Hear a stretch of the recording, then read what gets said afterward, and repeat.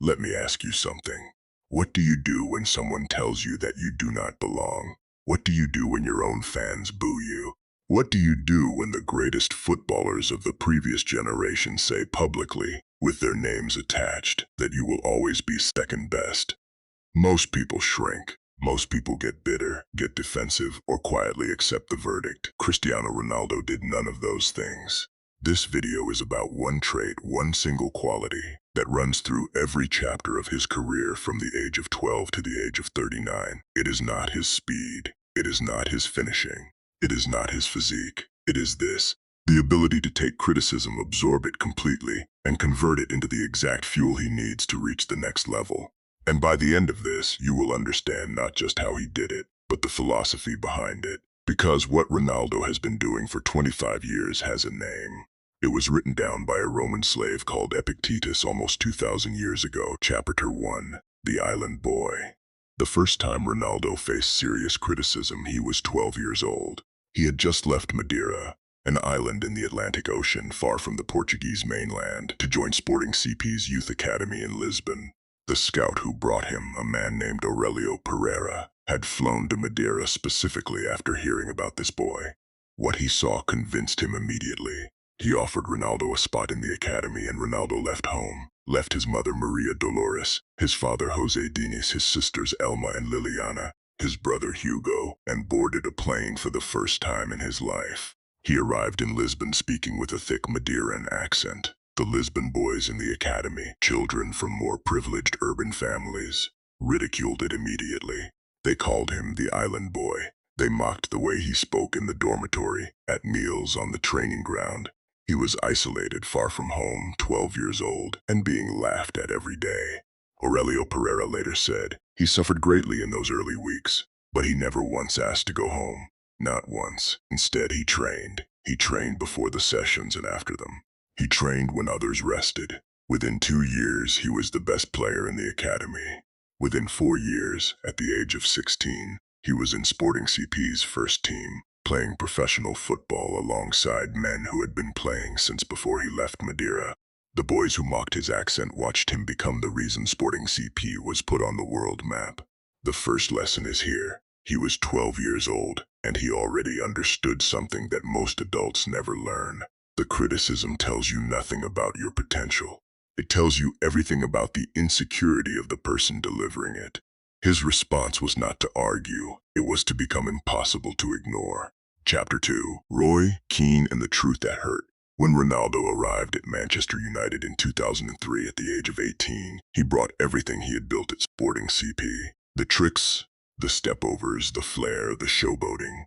He was electric to watch. He was also, in those early years, frustrating to play alongside. The Manchester United captain was Roy Keane, a Cork man, Ireland's greatest ever midfielder. A player whose standards for professionalism were so high that he once publicly criticized his own Manchester United teammates in a club television interview, an act so bold it effectively ended his time at the club. Keane had zero tolerance for skill without purpose, and young Ronaldo, doing stepovers in the final third instead of shooting, drove him to the edge of his patience. Keane confronted him, directly, in front of teammates, at the training ground in Carrington. He told Ronaldo that tricks without goals were worthless, that he needed to stop entertaining and start delivering. That skill that did not produce a result was just vanity. Gary Neville, who played alongside both of them, confirmed this in his own words. Roy told him the truth, bluntly, and Cristiano was smart enough to listen. Now here is what most people would do. Most people, when a respected and intimidating figure criticizes them publicly in front of their peers, would react in one of two ways.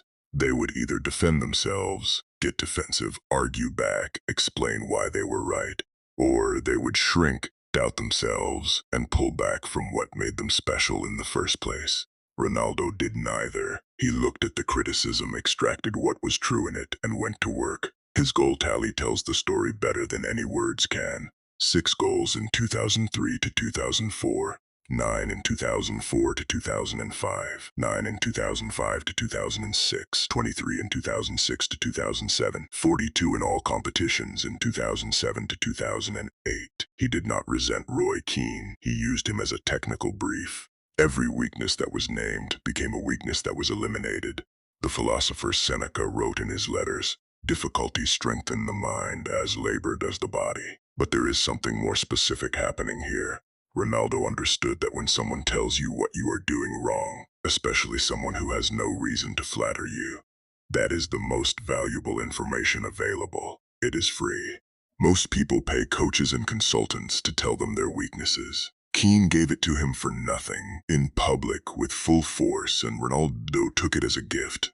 Chapter 3. The wink that shook England. On the 1st of July 2006, in Gelsenkirchen, Germany, Portugal played England in the FIFA World Cup quarter-final.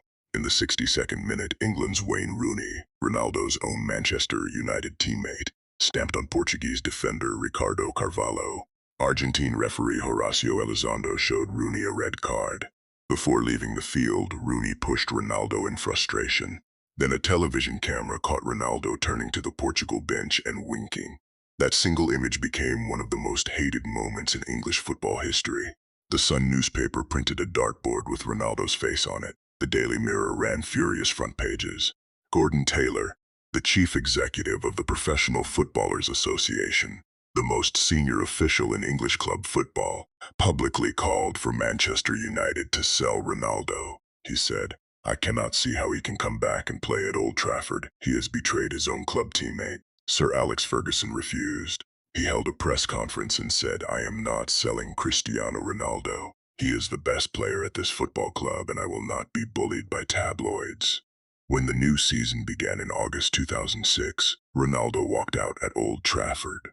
76,000 people, his home crowd, and sections of it booed him. Some fans wore England shirts to the game as a protest.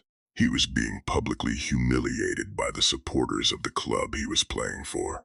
Now consider what Epictetus wrote in the Enchiridion, a book written by a man who had been born into slavery and had everything taken from him. Men are disturbed not by the things which happen, but by the opinions about the things. The booing crowd was not up to Ronaldo. Gordon Taylor's opinion was not up to Ronaldo. The tabloid front pages were not up to Ronaldo. Epictetus called this the dichotomy of control, the single most important philosophical concept for anyone who will ever face public criticism. Some things are up to us. Everything else is not. Your judgment is up to you. Other people's verdicts about you are not up to you. And the Stoics' move, the only move, is to redirect all energy from the uncontrollable to the controllable. What was up to Ronaldo? His training, his preparation, his performance. 2006 to 2007, 23 league goals. Manchester United won the title. 2007 to 2008, 42 goals in all competitions. Champions League winner in Moscow. Ballon d'Or, his first and the first of 5. The people who demanded he be sold, who printed his face on dartboards, watched him become the most decorated individual player in the history of the sport. Marcus Aurelius wrote it in his private journal, The Meditations, over 1800 years ago. The impediment to action advances action. What stands in the way becomes the way. Every piece of that hostile crowd in 2006 became fuel for what came next. Chapter 4. When the world chose Messi between 2009 and 2012, Lionel Messi won 4 consecutive Ballon d'Or awards, and it was not just a statistic. It became a permanent global verdict, delivered by the most respected voices in the sport. Diego Maradona, Argentina's national team manager, and the man many considered the greatest player of the previous generation, said publicly, "Messi is from another planet.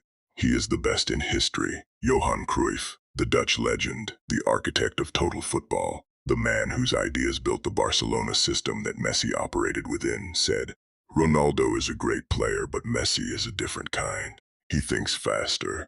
He is a complete footballer." Pep Guardiola, who was managing Barcelona through those 4 consecutive Ballon d'Or years and was regarded as the sharpest tactical mind in the world, said, "Messi is the best player I have ever coached. He is the best I have ever seen." These were not anonymous critics. These were Maradona, Cruyff, and Guardiola, 3 of the most credible names in football history, all saying the same thing. The debate they implied was settled. Ronaldo was excellent. Messi was exceptional. Know your place. Ronaldo did not accept that verdict. He won the Ballon d'Or in 2013, then in 2014, then in 2016 when he led Portugal, a nation of 10 million people, to their first ever major international trophy at the European Championship in France. Then in 2017, 5 total. And between 2016 and 2018, he won 3 consecutive Champions League titles with Real Madrid, a feat that had never been achieved before in the modern era of European football.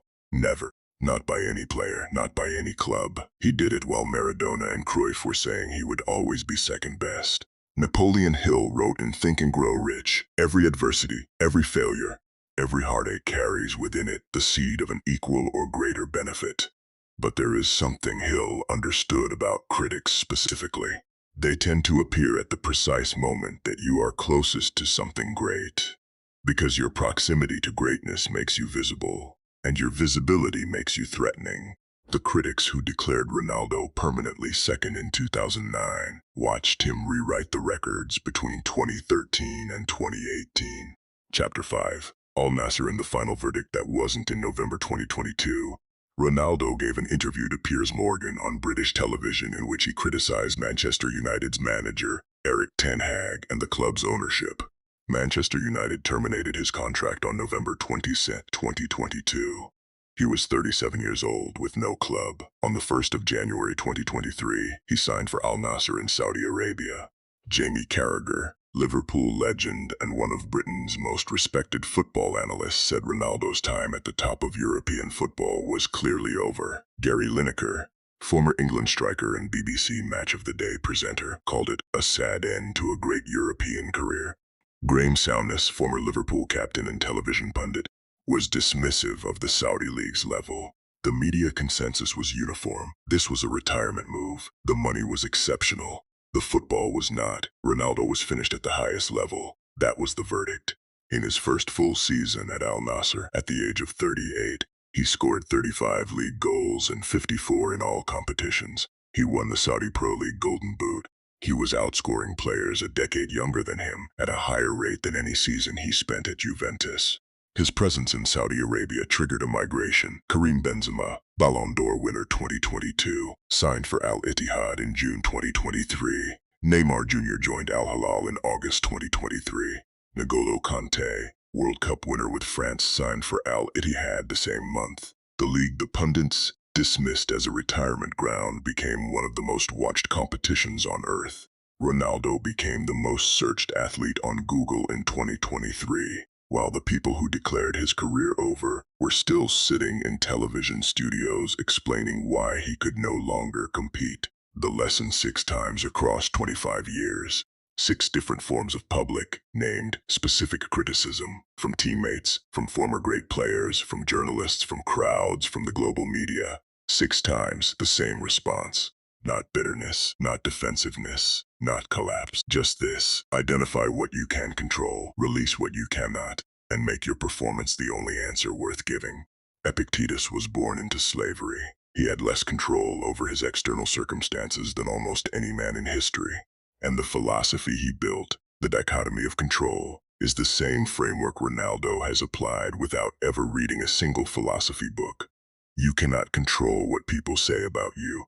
You cannot control the tabloids, the pundits, the crowd, the jury of legends who compare you unfavorably to someone else. You can control your preparation. You can control your standard. You can control whether you show up tomorrow. Ronaldo shows up every day. For 25 years. That is not a talent. That is a choice. And it is a choice available to you right now, regardless of what anyone has said about you, about your ability, about your future, about your accent, about whether you belong. The question is what you do with it. G. Chackle Cole.